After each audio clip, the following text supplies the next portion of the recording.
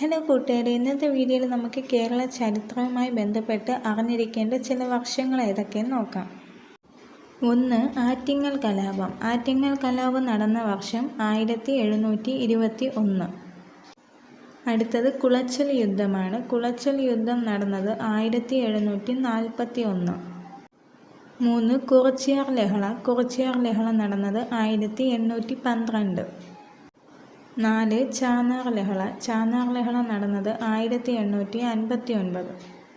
5. പണ്ടാരപ്പാട്ട വിളംബരം നടന്നത് 1865. 6. വൈക്കം സത്യാഗ്രഹം 1924.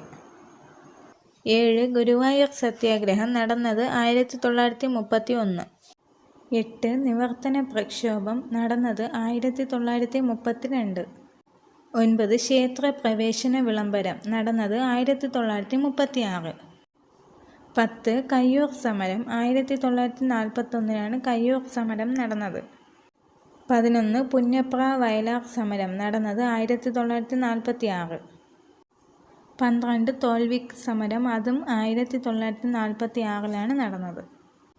13. കരിവെള്ളൂർ സമരം, അതും 1946.